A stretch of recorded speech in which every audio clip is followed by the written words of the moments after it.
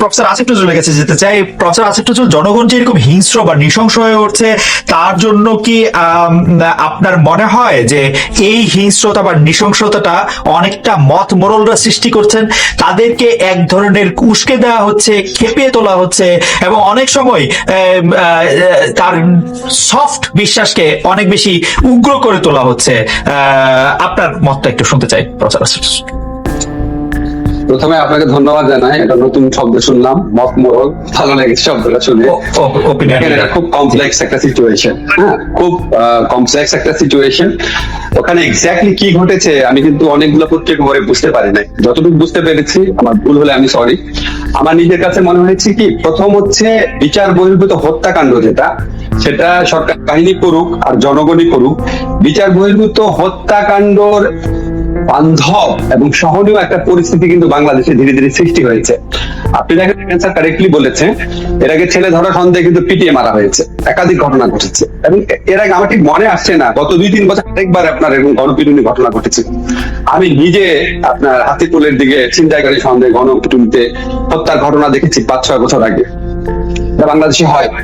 এবং আমাদের এখানে অত্যন্ত যারা দায়িত্বপূর্ণ পদে আছেন, অত্যন্ত দায়িত্বপূর্ণ পদে আছেন, তারা অনেক সময় আপনার ক্রস ফায়ারে কিলিং এর কথা বলে। ক্রস ফায়ারে কিলিং বা এটাকে গুলি করে, ধর্ষণকারীকে মেরে ফেলা হোক গুলি করে, একে মেরে ফেলা হোক গুলি করে, এই ধরনের কথা কিন্তু বলা হয়। আমাদের অত্যন্ত দায়িত্বশীল একজন মানুষ, আপনি দেখবেন আজকে নিউজে আছে যে খাদ্যে ভেজালকারীকে গণপিটুনি দিতে বলেছে। আশ্চর্য হয়ে গেছেন দেখে। মোটামুটি এই ধরনের একটা সামাজিক সহনশীল পরিবেশ দেশে তৈরি হয়েছে যে অন্যায়ের বিচার আদালতে না, আদালত বহির্ভূত ভাবে অন্যায়ের বিচার করা যায় বা করা সম্ভব। এটা হচ্ছে কমন ব্যাকগ্রাউন্ডটা। এখানে যে জিনিসটা হয়েছে, মিজান স্যার কারেক্টলি একটা কথা বলেছে, দেখেন মানুষের মনে প্রচন্ড ক্ষোভ বিরাজ করছে ফ্রান্সের ঘটনা নিয়ে। আপনি এটা খুব ভালো করে লক্ষ্য করে দেখবেন, কি পরিমাণ আওয়ামী লীগ গভর্নমেন্টের আমল এই সময় ছোট বড় একটা মিছিল হয়েছে, কিভাবে মানুষ রিয়াকশন দাঁড়াচ্ছে। তার সাথে সাথে থার্ড যে জিনিসটা, খুবই ক্রিটিক্যাল, যেটা আপনি বলছেন মত মোড়ল, আমি এটার সাথে আংশিক একমত যে বাংলাদেশে আপনি ফেসবুক এবং সামাজিক বিভিন্ন যোগাযোগ মাধ্যমে এক ধরনের প্রচারণা দেখবেন যে জঙ্গি আটক সন্দেহে যে কোনো মুসলমানকে জঙ্গি আটকে গ্রেফতার করা হচ্ছে, তাদের বাসার থেকে যে বই উদ্ধার করা হচ্ছে, তার মধ্যে অনেক কিছু কিছু বই আছে যেমন নামাজ শিক্ষা বা মহানবীর জীবন, এই ধরনের বইও হরে ধরে অন্যান্য বইয়ের সাথে জঙ্গি বই হিসাবে দেখানো হচ্ছে। এই ধরনের প্রচারণা কিন্তু ফেসবুকে আছে। আমি তো ওই অংশের সাথে খুব বেশি পরিচিত না, কিন্তু আমার চোখে অনেকবার পড়েছে যে এটা কি ধরনের কথা, মহানবীর জীবন বা নামাজ শিক্ষা এটা কিভাবে জঙ্গি বই হয়। কারেক্টলি অর ইনকারেক্টলি এই ধরনের প্রচারণা আছে। এই ধরনের প্রচারণার পাশাপাশি আমাদের এখানে ধর্মীয় উন্মাদনা উস্কে দেওয়ার মতো দুইটা মহল আছে। একটা মহলের কথা আপনারা সবাই বলেন, সেটা হচ্ছে যারা অল্প শিক্ষিত বা ধর্মীয় রাজনীতি করে, গ্রামের অল্প শিক্ষিত মোড়ল বা ধর্মীয় উন্মাদনা সৃষ্টি করে সংখ্যালঘুদের সম্পত্তি দখল করতে চায়, এটা সবাই বলেন, এটা কারেক্ট। আরেকটা কথা অনেকে বলে না, সেটা হচ্ছে ধর্মবিরোধী যে ফান্ডামেন্টালিস্ট আছে, তারাও আবার উস্কে দেয়, এত বাজে কথা বলে। এই ধরেন ফ্রান্সের ঘটনার পরে আমার ফেসবুক ফ্রেন্ডের মধ্যে কারো কারো ফেসবুক পোস্ট দেখে আমার মনে হয়েছে যে একটা দেশে মানুষের এত মানুষের মনে যে ধর্মীয় সহনশীলতা রয়েছে বা ধর্মীয় ফিলিংসটা রয়েছে, সেটার প্রতি কোনো রেসপেক্ট নাই। তারা বিদেশে থেকে কমেন্ট করছে, বাট এমন কমেন্ট বাংলাদেশেও করা হয়।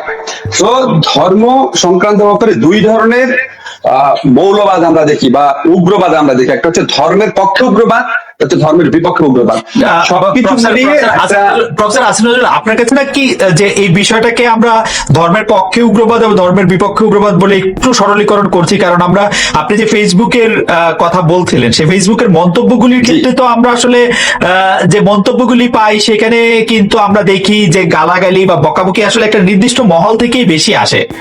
আমি তো 3টা কারণ বলেছি, যে একটা হচ্ছে আমাদের সাধারণভাবে একটা পরিবেশে আছে ওরকম 3টা এলিমেন্ট এখানে উপস্থিত থাকতে পারে। এবং এই ঘটনার ক্ষেত্রে অবশ্যই আমি আপনার সাথে একমত। এখানে ধর্মীয় উন্মাদনা পক্ষ, ধর্মের পক্ষের উন্মাদনা, যে ধর্মীয় উন্মাদনা পক্ষের যে মৌলবাদ বা এক্সট্রিমিস্ট গ্রুপ আছে, তাদের প্রচারণা অনেক বেশি এই পার্টিকুলার ইনসিডেন্টে। অবশ্যই তাদের প্রচারণা, কারণ আমরা যখন শুনলাম যে নিউজে শুনতেছি মাইকে ঘোষণা করা হচ্ছে, অবশ্যই ওখানে ধর্মবিরোধী যারা মৌলবাদ আছে তাদের কোনো রোল ছিল না এই ঘটনাটাতে। কিন্তু আমি বলছি সার্বিকভাবে এটা ঘটে মাঝে মাঝে। বাংলাদেশে মানুষের মনে, কিছু মানুষের মনে প্রচন্ড কষ্ট আছে যে যারা আপনার ধর্মীয় উন্মাদনা করে বিভিন্ন নিষ্ঠুরতা করে, সংখ্যালঘুদের প্রতি অত্যাচার করে, নিজে ধর্মের লোকের প্রতি অত্যাচার করে, মানুষকে আপনার দোষারোপ করে, মানুষকে ভিক্টিমাইজ করে, মানুষকে বিপদে ফেলে, আবার একই সাথে সাথে ধর্মের বিপক্ষে কথা বলে অত্যন্ত আপত্তিকর কথাবার্তা বলা, এই ধরনের লোকও আছে। দুইটা এলিমেন্টই উপস্থিত। আমি এই পার্টিকুলার ঘটনার ক্ষেত্রে দুইটা এলিমেন্ট নাই, পার্টিকুলার ঘটনার ক্ষেত্রে ধর্মের পক্ষের উন্মাদনাদের ছিল, অ্যাক্টিভিটিস ছিল, এবং এটা অত্যন্ত নিন্দনীয়। যে আপনি যে আসলে দুই পক্ষের কথা বললেন, এক পক্ষ তো আসলে কাউকে গিয়ে মারছে না, আরেক পক্ষকে আমরা প্রায়ই দেখছি এই যজ্ঞের মতো অংশ নিতে, এটি কেন? খালেদ, আমি প্রথমে একটু ক্লিয়ার করি, আমি কিন্তু নাস্তিকদের নিয়ে বলি নাই। এমনকি ইসলাম ধর্ম সম্পর্কে বাজে কথা অনেক মুসলমানরাও বলে, হিন্দু ধর্ম সম্পর্কে বাজে কথা অনেক হিন্দুরাও বলে, আমি কোনো পার্টিকুলার ক্লাসকে বলি নাই। আপনি একটা খুব ইম্পর্টেন্ট কথা বলেছেন খালেদ, এটা খুবই ইম্পর্টেন্ট কথা, আমি এটা নিয়ে আলোচনা করতে চাই। আপনি বলেছেন যে সাধারণ মানুষের মনে অকারণে কষ্ট দেওয়ার মতো কথা আমি কেন বলবো। খালেদ, আমি একটা এক্সাম্পল দেখায় বলি আপনাকে। ধরেন আমার পার্টিকুলার লাইফে আমি হয়তো হুইস্কি খেতে পারি, হয়তো। এখন আমি একটা ফেসবুকে লিখবো কেন? দরকারটা কি আমার লেখা?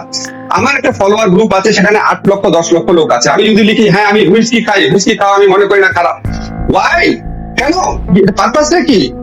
তারপর হচ্ছে হ্যাঁ হুইস্কি খাওয়ার কারণে কাউকে যদি মেরে ফেলে, তখন আমি বলবো না এটা তুমি করতে পারো না, তুমি দরকার হলে আইন ভঙ্গ করলে বিচার কাপ।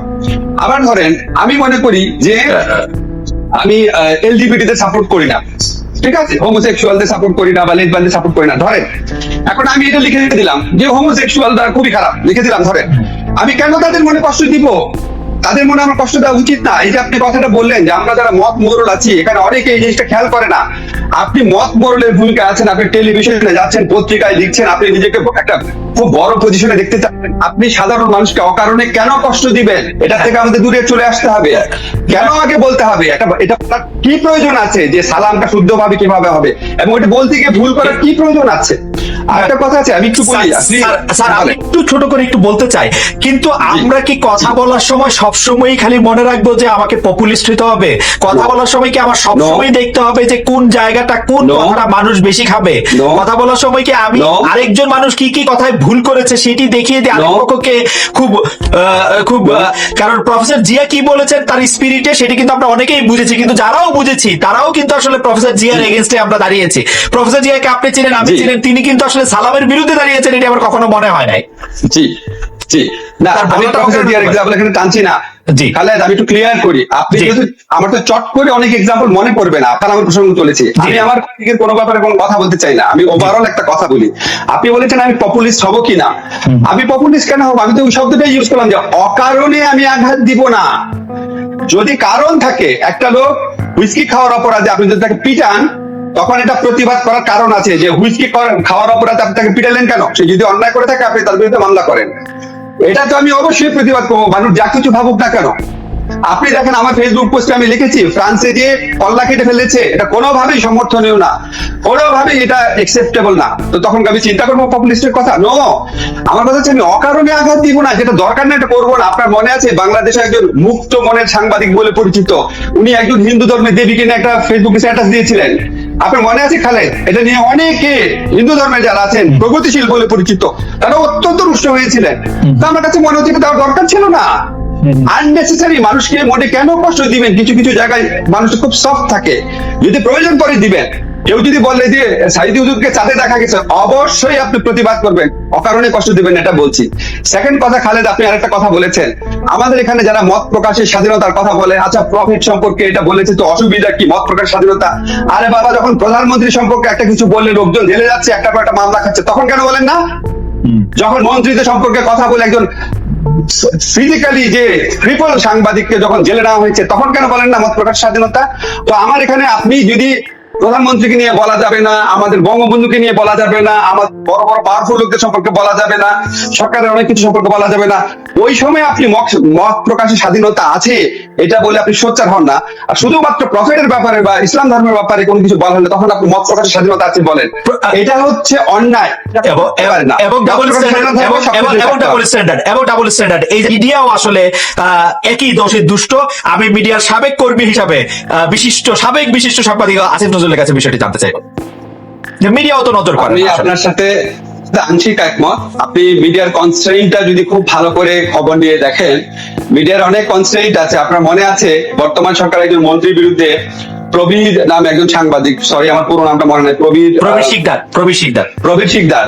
আপনি দেখেন রিপোর্ট করার পর তার কি অবস্থা হয়েছিল। মিডিয়া নিয়ে কথা বলা তো খুব সোজা, মিডিয়ার উপর দিয়ে কি যাচ্ছে এটা আমরা জানি। মিডিয়া বাংলাদেশের স্মরণকালে অন্যতম একটা খারাপ সময় অতিবাহিত করছে। খালেদ, আপনি খুব ভালো করে জানেন, ভেতরের কারণগুলো জানেন। আপনি প্রোগ্রাম উপস্থাপন করতেন, আপনি জানেন। মিজান স্যারকে বলে দিল আমি প্রোগ্রাম করছি, আমার কোনো অসুবিধা হয়নি। আমার অনেক অসুবিধা হয়েছে, আমি 4টা মামলা খেয়েছি। আমি এডিবি এবং ইউএনডিপির কনসালটেন্ট ছিলাম, সমস্ত কনসালটেন্সি বাদ গেছে। আমাকে অনেক টিভি নিতে ভয় পায়, সবচেয়ে বেশি যেতাম এনটিভি আর বাংলা ভিশনে, কোনোদিন ভয় ফোন করার সাহস করে না। সেগুলো বলে লাভ নাই।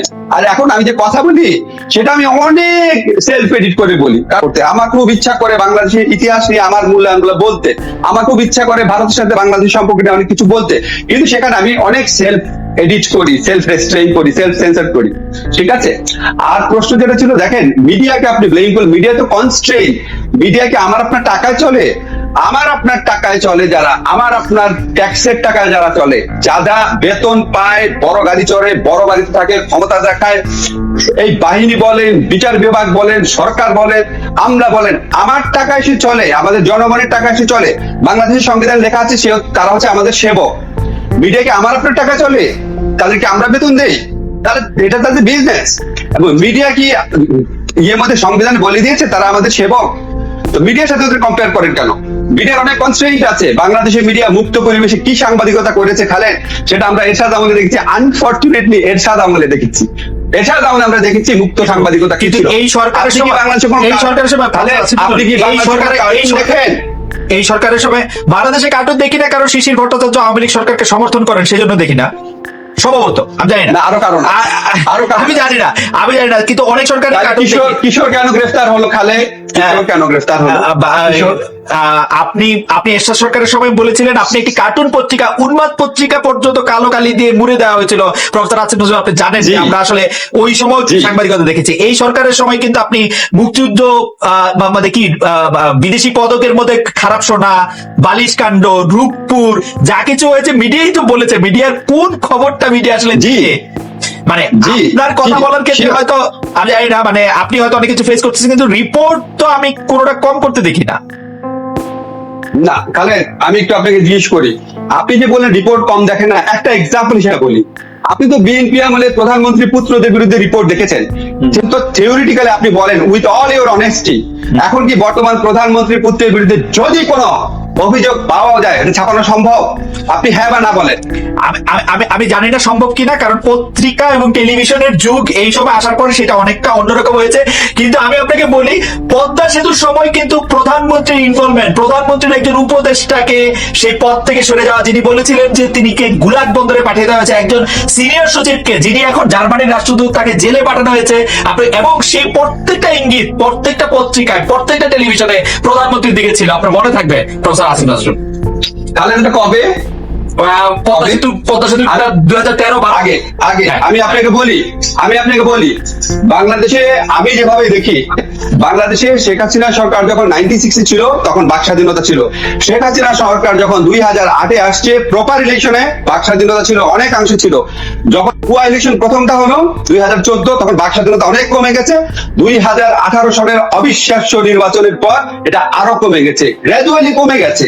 এই মুহূর্তে সম্ভব না। আসসালামু আলাইকুম রহমতুল্লাহি ওয়া বারাকাতুহু। সম্মানিত দর্শক, আজকে যে বিষয়টি নিয়ে আলোচনা করব এটা ইতিহাসের আলোকে। সেটি হলো শেখ হাসিনার ভবিষ্যৎ কি, আওয়ামী লীগের ভবিষ্যৎ কি, আওয়ামী লীগ রাজনীতিতে টিকে থাকবে, বা এখন যারা রাষ্ট্র ক্ষমতায় আছেন তাদের জন্য আওয়ামী লীগ কি কোনো সমস্যা সৃষ্টি করতে পারবে? বিএনপির জন্য আওয়ামী লীগ এখনো প্রতিদ্বন্দ্বী হিসেবে আছে, নাকি এটি শেষ হয়ে যাবে? আওয়ামী লীগের অফিস বন্ধ, লোক নাই, সব পলাতক, এটাই কি শেষ কিনা? এটি যদি আপনাকে বুঝতে হয় ভবিষ্যৎ, তাহলে আপনাকে ক্যালকুলেশন করতে হবে যে শেখ হাসিনা যখন খুব ক্রাইসিস যাচ্ছিল, the last month of Sheikh Hasina, অর্থাৎ জুলাই এবং আগস্ট, অর্থাৎ জুলাই মাসের 5 তারিখ থেকে আগস্ট মাসের 5 তারিখ পর্যন্ত এই একটি মাস। তো এই একটি মাসে শেখ হাসিনার জীবনে কি কি ঘটেছিল, এটার উপর নির্ভর করবে আগামীতে তিনি ফেরত আসতে পারবেন কি পারবেন না, বা রাজনীতিতে আওয়ামী লীগ টিকবে কি টিকবে না। তো এই জিনিসটা মূল্যায়ন করার আগে আপনাকে ট্রাজেডি কিং হিসেবে পরিচিত, আর সেটি হলো নবাব সিরাজউদ্দৌলা। তার যে শেষ একটি মাস অর্থাৎ 23শে জুন 1757, এই সময় থেকে আপনি যদি 23শে মে এই একটি মাস আপনি বিশ্লেষণ করেন, তাহলে আপনি দেখবেন যে তার খুব কাছের যারা মানুষ তারা তার সাথে বেইমানি করেছিলেন, মুনাফিকি করেছিলেন, এবং তার মধ্যে রাজদরবার থেকে শুরু করে সব জায়গাতে ঘাপটি মেরে থাকা যে শক্তিশালী যে গ্রুপটি, এটি মানে তার যারা বন্ধু আপনজন মোহনলাল, মীর মদন, এদের সাথে এরা শক্তিশালী ছিলেন। তো এই শক্তিশালী গ্রুপটিকে নবাব সিরাজউদ্দৌলা মোকাবেলা করতে পারেননি, এবং এই শক্তিশালী গ্রুপটির ক্রিয়ানক হিসেবে তিনি যাকে বলা হয় শেষ পর্যন্ত পলাশীর মাঠে পরাজিত হয়েছিলেন। তো আমরা তাকে নায়ক হিসেবে ধরি, যে একজন নায়ক তার আশেপাশে সমস্ত লোকগুলো শেষ সময়টিতে তার বিরুদ্ধে চক্রান্ত করেছে এবং তার চোখের সামনে, এবং তিনি তাদের কাছে অসহায় হয়ে পড়েছিলেন। তার প্রেক্ষিতে তিনি পরাজিত হয়েছিলেন, এবং তিনি আর রাজনীতিতে তিনি বা তার বংশ, তার পরিবার, তার দল আর ফিরে আসতে পারেনি, কখনো ফিরে আসতে পারেনি। অথচ তার দাদার হাতেই সরফরাজ খানের পরাজয় হয়েছে। তো এরকম অনেক কিছু হয়েছে, কিন্তু রাজবংশ